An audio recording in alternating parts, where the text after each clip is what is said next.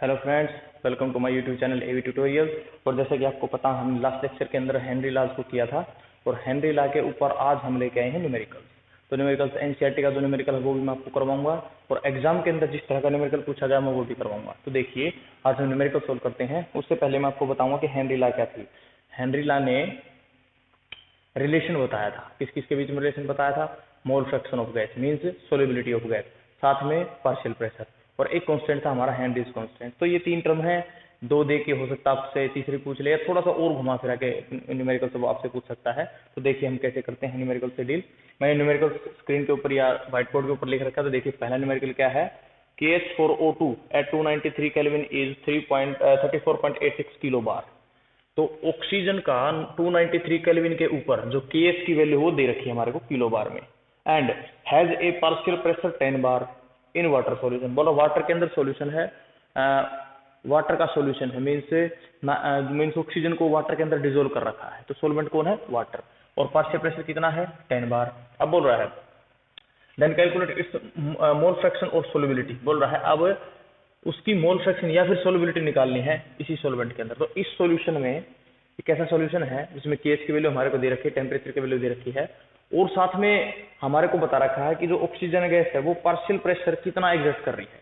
अब वो पूछ रहा है कि अब इस केस में सोलिबिलिटी क्या होगी। तो हम सिंपली करते हैं इसको, जो अपनी इक्वेशन थी हेनरीज लॉ की, क्या थी, पार्शियल प्रेशर, अब इसमें ऑक्सीजन है तो हम ऑक्सीजन का ले लेते हैं, partial pressure of oxygen will be equal to KH into mole fraction of oxygen.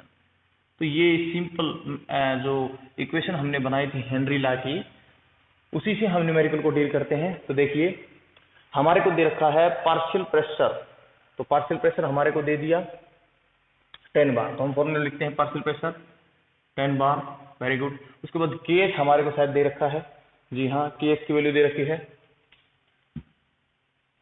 34.86। अब देखिए KH की जो वैल्यू दे रखी है वो दे रखी है किलो बार में। अब उसको हम बार में बना लेते हैं। किलो के लिए हम क्या, आपको पता क्या करना था, 10⁻³ अब ये होगा बार में, into mole fraction of O2। अब मोल फ्रैक्शन तो निकालना ही है, तो सिंपली आपको पता है कैसे करना है। Mole fraction of O2 will be equal to 10 divide by में 3486 इंटू 10⁻³। तो अब आप इसको सोल्व कर सकते हो। ऊपर पावर चली जाएंगे तो माइनस का कैंसिल हो जाएगा। अब आप इसकी वैल्यू को आसानी से कैलकुलेट कर सकते हो। इसे वैल्यू कैलकुलेट कैसे करते हैं वो मैंने आपको पहले लेक्चर्स के अंदर बताया भी है। तो इस तरह से बस मैंने आपको बताया तरीका, कैलकुलेशन तो आप कर सकते हो। तो अब देखिए पहला न्यूमेरिकल जो बहुत ही सिंपल था, दो चीजें गिवन थी, partial pressure KH, mole fraction पूछ रखा था। अब हो सकता है आपसे कह दे कि ये दोनों चीजें गिवन है, पार्शियल प्रेशर पूछ ले, KH की वैल्यू भी वो पूछ सकता है, दो चीजें देखिए। तो इस तरह से आपको न्यूमेरिकल को देखना, बस आपको फॉर्मूला याद है, आपको फाइनल इक्वेशन याद है तो आप न्यूमेरिकल निकाल पाओगे। उसके बाद देखिए नेक्स्ट न्यूमेरिकल, नेक्स्ट को देखते हैं हम। मैं फर्स्ट को एज कर देता हूं, आंसर आपको निकालना है, कैलकुलेट कर लेना है आपको। तो सेकंड न्यूमेरिकल को हम देखते हैं, बहुत ही आसान है न्यूमेरिकल। अगर कंसेप्ट क्लियर है तो हम न्यूमेरिकल को आसानी से निकाल सकते हैं। तो अब देखिए क्या है, if N2 gas is bubbled through water, बोल रहा नाइट्रोजन गैस को वाटर के अंदर पास करवाया गया, कितने टेम्परेचर पे, एट 293 केल्विन। अब बोल रहा है how many millimoles of N2 gas would dissolve in 1 litre of water. बोल रहा है जब हमने ये जो नाइट्रोजन को वाटर के अंदर से पास करवाया तो वाटर का जो वॉल्यूम है वो कितनी ली, 1 लीटर। उसके बाद बोल रहा है नाइट्रोजन गैस के कितने मिलीमोल्स, कितने मिलीमोल्स, देखिए millimoles not moles, would dissolve, कि 1 लीटर वाटर के अंदर है, इस केस में नाइट्रोजन के कितने मिलीमोल्स डिजोल्व होंगे, मीन सोलिबिलिटी हमारे से पूछी है। Assume that partial pressure of N2 is 0.987 kilo bar. बोला जो पार्शियल प्रेशर दे दिया हमारे को नाइट्रोजन का 0.987 बार, और KH की वैल्यू भी दे दी 76.48 किलो बार। तो बिल्कुल सिंपल है, हमारे को निकालनी है सोलिबिलिटी। सोलिबिलिटी निकालने का मतलब होता है स्टूडेंट, हमारे को निकालना उसका मोल फ्रैक्शन। तो पहले हम मोल फ्रैक्शन निकालेंगे और फिर निकालेंगे उसके मिलीमोल्स। तो देखिए किस तरह से हम हेनरी लॉ पे लगाते हैं। तो हेनरी लॉ के अकॉर्डिंग हम क्या करेंगे, हमारे को दे रखा है KH गिवन है, जी बिल्कुल, और हमारे को दे रखा है पार्शियल प्रेशर भी दे रखा है N2 का, कोई दिक्कत नहीं है। हमारे से पूछा है सोलिबिलिटी या फिर मिलीमोल, तो उसके लिए हमारे को निकालना पड़ेगा मोल फ्रैक्शन ऑफ N2, तो इसकी वैल्यू हमारे को निकालनी है। अब कैसे निकालेंगे हम, देखिए फॉर्मूला क्या होता है हमारे पास, partial pressure of N2 will be equal to KH into mole fraction of N2। तो मोल फ्रैक्शन ऑफ N2 निकालना है, मोल फ्रैक्शन ऑफ N2 क्या आ जाएगा, partial pressure of N2 divide by में KH। तो पार्शियल प्रेशर कितना है N2 का, partial pressure of N2 partial 0.987, तो देखिए ये है 0.987। उसके बाद अब और KH की वैल्यू भी दे रखी है, देखिए KH की वैल्यू दे रखी है, बट ये फिर से किस में दे रखी है, किलो बार में। तो ये फिर से दे रखी है किलो बार के अंदर, जिसको हम बार में कन्वर्ट कर लेंगे तो 76.48, और किलो बार में करने के लिए इसको मल्टीप्लाई कर देते हैं 10⁻³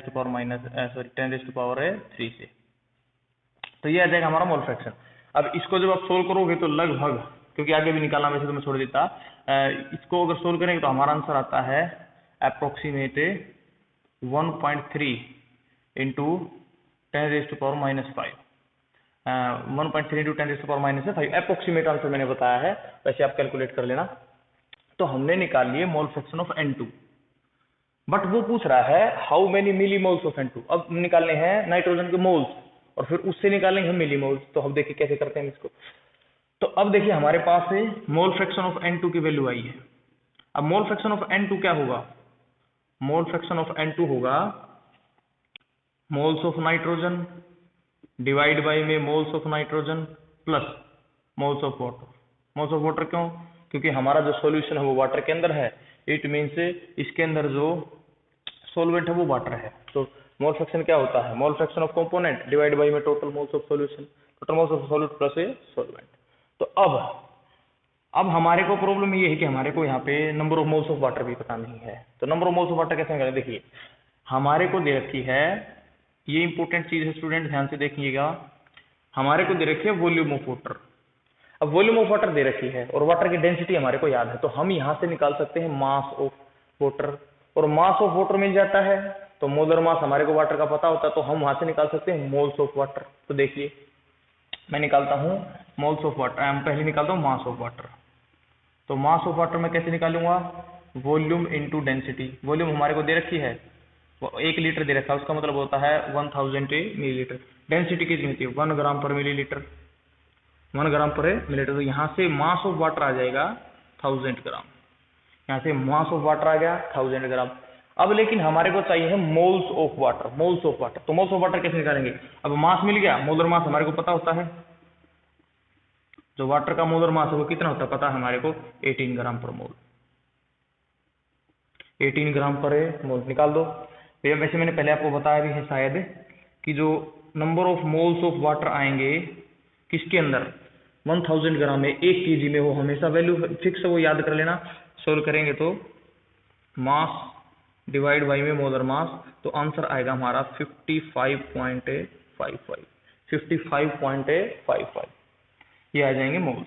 तो वाटर के मोल्स आ गए, वाटर के मोल्स। अब देखिए यहाँ से नई चीज मैं बताऊंगा, वैसे 11th क्लास के अंदर आपने जरूर ये चीज पढ़ी होगी। अब देखिए वो क्वेश्चन में निकालने को बोल रहा है मिलीमोल्स, क्वेश्चन में निकालने को बोल रहा है मिलीमोल्स ऑफ N2। इसका मतलब क्या है, इसका मतलब है कि नाइट्रोजन हमारे सॉल्यूशन के अंदर, हमारे सॉल्वेंट के अंदर बहुत ही कम अमाउंट में प्रेजेंट है, मतलब उसके जो मोल्स हैं वो नेग्लिजिबल है, वो बहुत ही कम है। तो जब भी एक सोल्यूट के मोल्स बहुत कम हों, बहुत ही ज्यादा कम हों, तो हम उसके मोल्स को नेग्लेक्ट कर सकते हैं, हम उसके मोल्स को नेग्लेक्ट कर सकते हैं, क्योंकि यहाँ पे अगर ज्यादा पॉइंट में वैल्यू आती है, 0.00 समथिंग आती है, तो हमारे आंसर पे कोई ज्यादा फर्क नहीं पड़ेगा, इसलिए हम यहाँ पे इसको नेग्लेक्ट कर देते हैं। तो हम इस फॉर्मूले को ऐसे लिख सकते हैं, moles of nitrogen divide by में, इसको नेग्लेक्ट कर दिया, मोल्स ऑफ वाटर।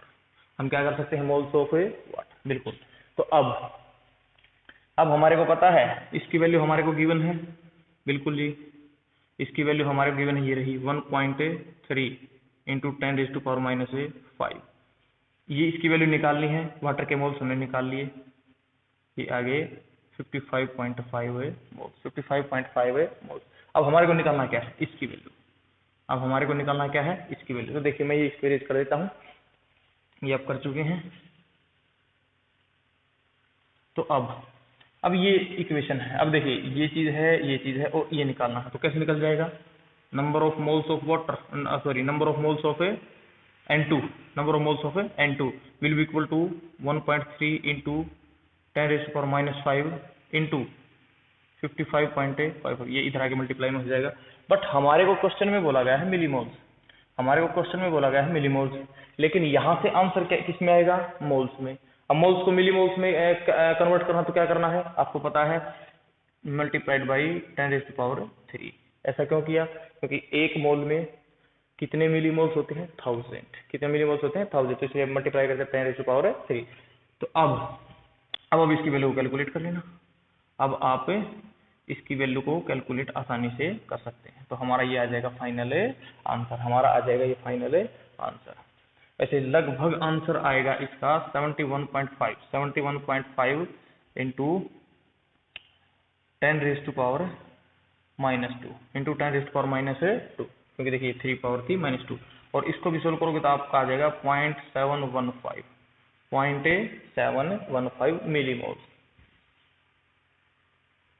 मिलीमोल्स। तो इस तरह से हमने इस न्यूमेरिकल को भी कैलकुलेट किया।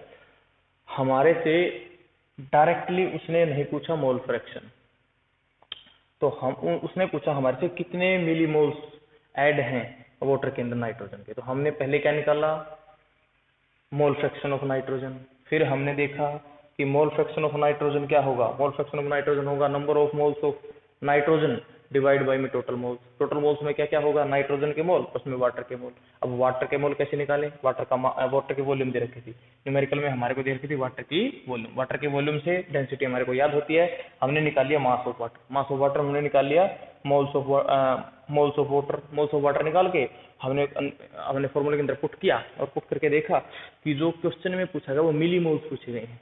तब मिलीमोल्स जो होते हैं वो तो बहुत कम होते हैं, इसलिए हमने फाइनल जो अपना फॉर्म थी उसके अंदर से number of moles of solute को नीचे जो टर्म थी उसको नेग्लेक्ट कर दिया, ज्यादा फर्क नहीं पड़ेगा आंसर में।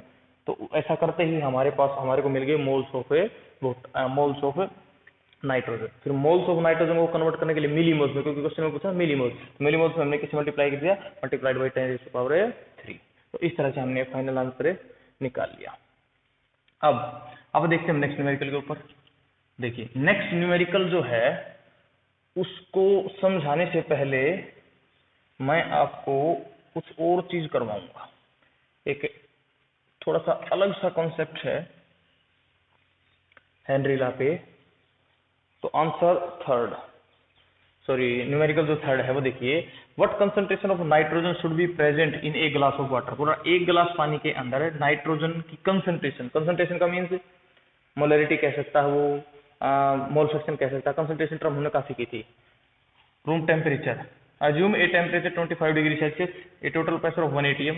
तो टेम्परेचर बता दिया, टोटल प्रेशर बता दिया, मोल फ्रैक्शन ऑफ N2 भी बता दिया, और केएस फॉर N2 भी बता दिया। बट यहाँ पे ध्यान दीजिए, जो N2 की केएस की जो वैल्यू है उसकी उसने यूनिट दी है मोलर पर mm ऑफ Hg, मोलर पर mm ऑफ Hg। यहीं पे बहुत सारी चीजें न्यूमेरिकल के अंदर छिपी हुई हैं, और जो कि एग्जाम के अंदर पूछा गया है न्यूमेरिकल। तो अब देखिए इसको हम कहते हैं केएस की जो यूनिट्स हैं उनको देख के ही हमारे को पता लगेगा कि हेनरी लॉ की हम कौन सी फॉर्म अप्लाई करें। हेनरी लॉ की हमने 2 फॉर्म पढ़ी थी, एक तो जो हमने अभी न्यूमेरिकल्स में की, और इससे पहली फॉर्म थी, सबसे पहले डेफिनेशन में पढ़ी थी हेनरी लॉ के अकॉर्डिंग कि मास ऑफ गैस या सोल्युबिलिटी हम कह सकते हैं, solubility of gas directly proportional to the pressure of gas, solubility of gas directly proportional to the pressure of a gas. और इसी को फिर हमने सिंप्लीफाई कर लिया था m, ये प्रोपोर्शनलिटी के साइन को हटा के हमने लगाया था k टू pg। तो अब देखिए यहां से अगर मैं k की वैल्यू निकालूं तो k की वैल्यू क्या आएगी, सोल्युबिलिटी डिवाइड बाय में प्रेशर ऑफ गैस। अब सोल्युबिलिटी की वैल्यू मोलर में भी हो सकती है, क्योंकि देखिए केएस की वैल्यू हमारे को दे रखी है मोलर। तो अब यहाँ पे अगर हम कंसंट्रेशन की टर्म को मोलरिटी मान ले तो ऊपर आ जाएगा molar divide by partial pressure of gas divide by में mm ऑफ Hg। तो प्रेशर की यूनिट क्या होती है, बार भी होती है, किलो बार भी होती है, पास्कल भी होती है, और एक यूनिट होती है mm ऑफ Hg। तो इसकी हम यूनिट रखेंगे तो आएगी mm of Hg। It means numerical के अंदर हमारे को इस तरह से के की यूनिट बना के दे रखी है। इट मीन्स हमारे को न्यूमेरिकल में ये फॉर्म अप्लाई करनी होगी, हमारे को न्यूमेरिकल के अंदर ये फॉर्म अप्लाई करनी होगी। तो देखिए हम कैसे निकालते हैं। अब हमारे को हमारे से कंसंट्रेशन पूछी है और हमारे को दे रखा है टोटल प्रेशर। हमारे को न्यूमेरिकल में दे रखा है टोटल प्रेशर 1 atm। हमारे को पार्शियल प्रेशर ऑफ नाइट्रोजन नहीं दे रखा, हमारे को पार्शियल प्रेशर ऑफ नाइट्रोजन नहीं दे रखा, हमारे को टोटल प्रेशर। तो टोटल प्रेशर से पहले पार्शियल प्रेशर निकालेंगे। तो देखिए पहले सबसे पहले हम क्या करते हैं, हम निकालते हैं मोल फ्रैक्शन ऑफ गैस। अब मोल फ्रैक्शन ऑफ गैस कैसे निकाल सकते हैं, हम क्या करते हैं, हमारे को वैल्यू गिवन है टोटल प्रेशर की, तो हमने, और हमारे को जो टोटल प्रेशर की भी वैल्यू गिवन है वो 1 atm में, वो है 1 atm के अंदर। हमारे को दे रखा है mole fraction of nitrogen is 0.78। तो देखिए हम निकल सकते हैं मोल फ्रैक्शन ऑफ N2 इज 0.78। उसके बाद हमारे को दे रखा है टोटल प्रेशर दे रखा है 1 atm, टोटल प्रेशर दे रखा है हमारे को 1 atm। उसके बाद देखिए पहले तो हमारे को के की जो यूनिट है वो दे रखी हैं mmHg में, तो जो भी प्रेशर है उसको हमारे को बदलना पड़ेगा mm of Hg। तो देखिए कैसे बदलें, उससे पहले हम निकाल लेते हैं टोटल प्रेशर दे रखा है, मोल फ्रैक्शन ऑफ नाइट्रोजन दे रखा है, तो हम यहाँ से पार्शियल प्रेशर ऑफ नाइट्रोजन निकाल लेते हैं। पार्शियल प्रेशर ऑफ नाइट्रोजन वो कैसे निकालेंगे, वो निकालेंगे हमें total pressure into mole fraction of nitrogen. अब बोलोगे सर ये कहाँ से आया, ये तो हमें पढ़ाएंगे भाई, बिल्कुल पढ़ा होगा, आपने नहीं पढ़ा तो बुक्स में जरूर होगा।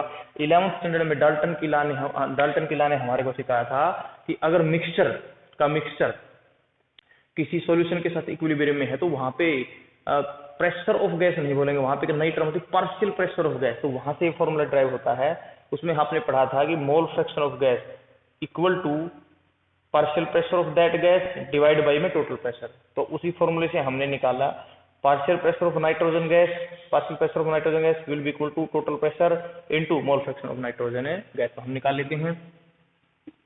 देखिए टोटल प्रेशर कितना था 1 atm। अब 1 atm था, 1 atm को mm of Hg में बदलना पड़ेगा, तो हम इसको मल्टीप्लाई कर लेते हैं 760 से। अब बोलोगे सर ये कैसे हो गया, ये इस वजह से हो गया कि जो atm है वो 760 mm of Hg के इक्वल होता है। एक एटीएम के अंदर 760 mm of Hg होता है। तो अब ये हो गया हमारा टोटल प्रेशर कन्वर्ट mm में। अब करना है मोल फ्रैक्शन ऑफ नाइट्रोजन कितना दे रखा है 0.78, कितना दे रखा है 0.78। तो ये आ गया अपना पार्शियल प्रेशर ऑफ नाइट्रोजन। तो अब देखिए अब हमारे को निकालना क्या है, अब हमारे को जो निकालना था व्हाट कंसंट्रेशन ऑफ नाइट्रोजन, तो सोल्युबिलिटी निकालनी है। अब क्या बोल रहा है व्हाट कंसंट्रेशन ऑफ नाइट्रोजन की कितनी कंसंट्रेशन है। तो अब देखिए हम कैसे निकालेंगे, अब इस फॉर्मूले में पुट कर देते हैं। हमारे को क्या चाहिए के की वैल्यू, हमारे को क्या चाहिए पार्शियल प्रेशर ऑफ गैस मिल गया। अब हम हमारे से पूछा सोल्युबिलिटी या फिर कंसंट्रेशन आप इसको कह सकते हो, या फिर आप कह सकते हो कंसंट्रेशन। तो देखिए के की वैल्यू है, बिल्कुल है। तो हम क्या करेंगे, ये फॉर्मूला लगाएंगे। ये फॉर्मूले में m की वैल्यू निकालनी है, k की वैल्यू गिवन है, पार्शियल प्रेशर ऑफ गैस हमने निकाल लिया, तो हम कैलकुलेट कर सकते हैं m की वैल्यू। तो m की वैल्यू हो जाएगी सिंपली ये m is equal to k into partial pressure of gas. तो m will be equal to k की वैल्यू कितनी है, k की वैल्यू गिवन है 8.42 into 10⁻⁻⁷ mm of Hg, sorry molar पर mm ऑफ Hg। तो देखिए यूनिट हो जाएगी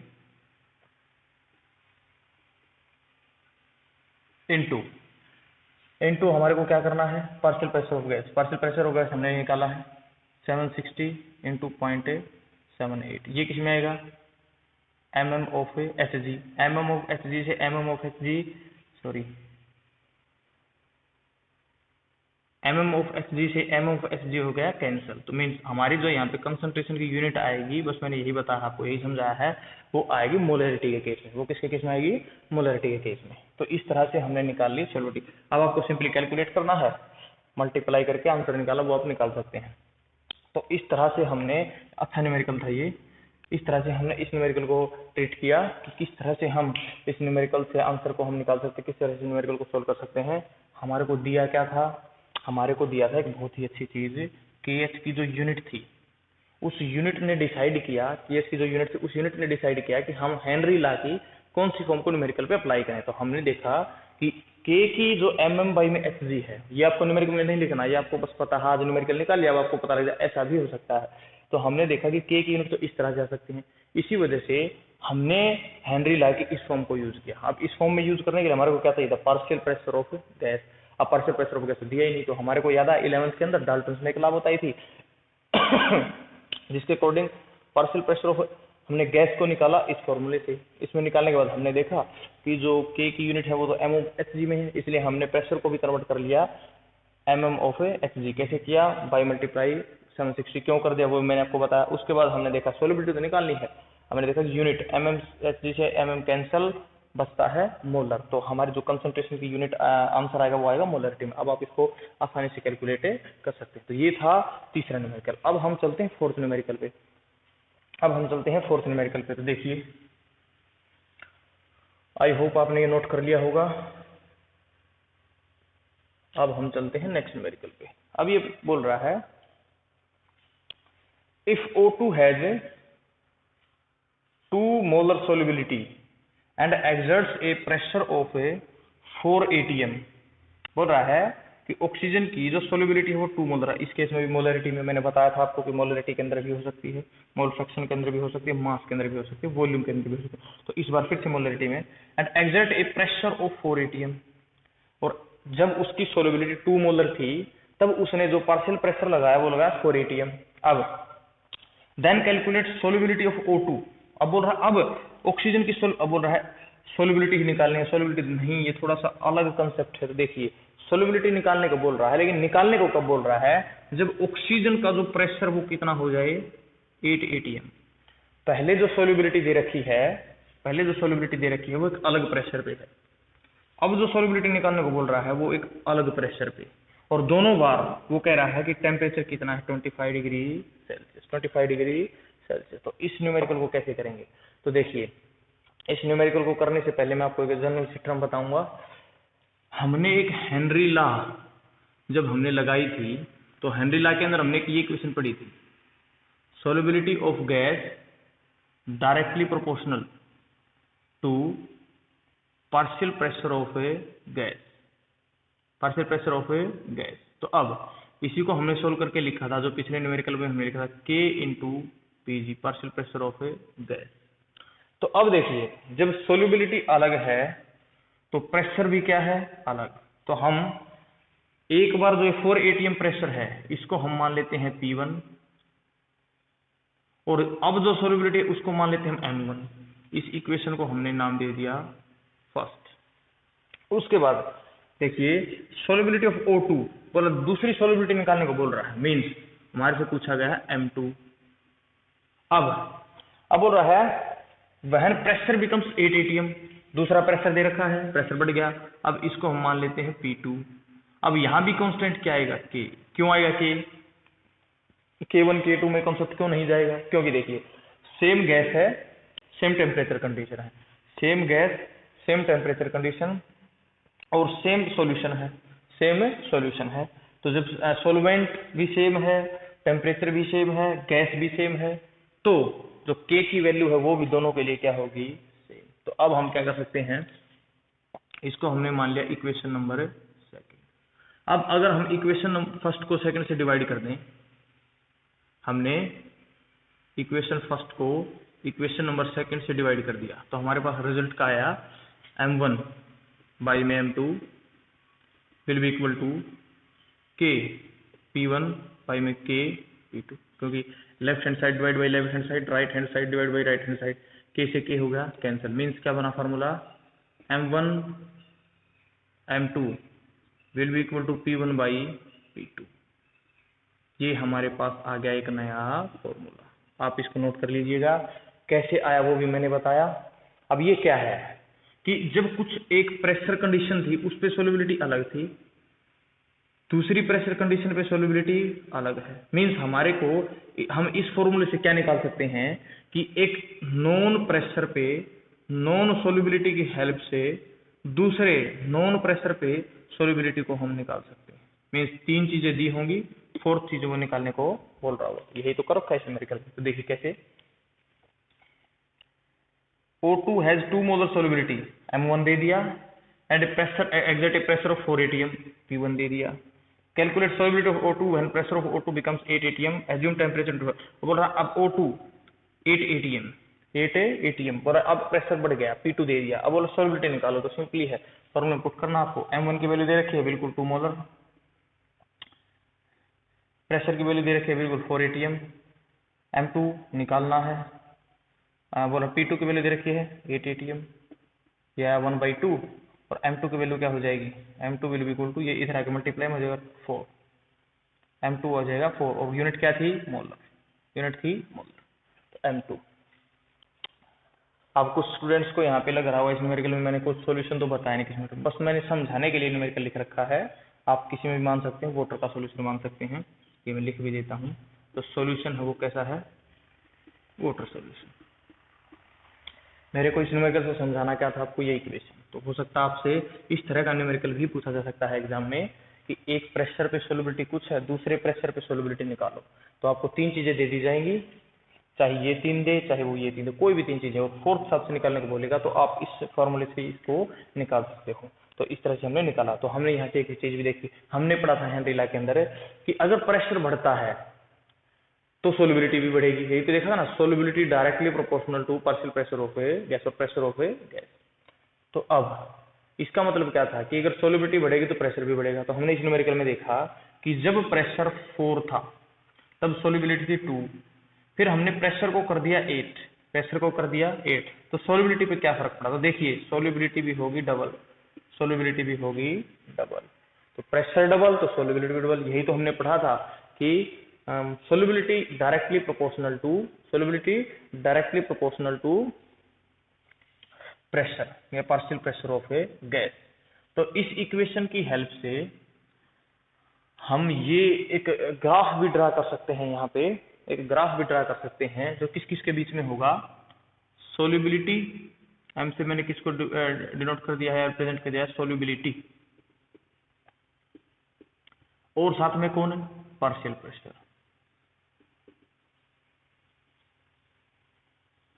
पार्शियल प्रेशर, इसको हमने नाम दे दिया है P का। तो अब इन दोनों के बीच में अगर ग्राफ ड्रा किया जाए, सोल्युबिलिटी और पार्शियल प्रेशर के बीच में अगर ग्राफ ड्रा करते हैं तो हमारा ग्राफ कैसा आना चाहिए। देखिए डायरेक्टली प्रोपोर्शनल, अभी तो पढ़ा डायरेक्टली प्रोपोर्शनल ग्राफ कैसा था, स्ट्रेट लाइन। तो इनका जो ग्राफ होगा वो होगा स्ट्रेट लाइन ग्राफ। अब जो ये ग्राफ का जो स्लोप है, ये जो स्लोप है ये किसको बताता होगा, ये बताता होगा K को, और इसकी वैल्यू क्या होती है, M बाई में P, सोल्युबिलिटी बाई में प्रेशर, सोल्युबिलिटी बाई में प्रेशर। तो इस तरह से हमने सोल्युबिलिटी और पार्शियल प्रेशर के बीच में ग्राफ को भी ड्रा किया जो कि होगा स्ट्रेट लाइन, बिकॉज इनके बीच में जो रिलेशन है वो कैसे, डायरेक्टली प्रोपोर्शनल। तो इस तरह से हमने कुछ अलग अलग टाइप के 4 न्यूमेरिकल्स पढ़े, बेसिक न्यूमेरिकल भी, एनसीईआरटी का भी, एग्जाम में आया हुआ भी, और जनरल न्यूमेरिकल भी। एक नई चीज भी मैंने आपको सिखाई, आपको समझ आई होगी अगर ध्यान से आपने वीडियो, अगर नहीं भी आई तो आप वीडियो को रिवर्स कर ले, क्योंकि यही तो फायदा है ना ऑनलाइन स्टडी का कि हम जितना भी चाहें टीचर को चाहे बैक करके देखें, स्लो स्पीड में देखें, फास्ट स्पीड में देखें, एक बार देखें 2 बार देखें, ऐसा कोई दिक्कत ही नहीं होती है कि एक पॉइंट समझ में नहीं आता दोबारा नहीं, खुद दोबारा वीडियो को रिवर्स करें, थोड़ा सा टाइम दें आप वीडियो को, आपको केमिस्ट्री बिल्कुल समझ आएगी, न्यूमेरिकल भी आपसे सोल्व होंगे। तो इस तरह से हमने हेनरी लॉ के ऊपर 3 से 4 न्यूमेरिकल किए।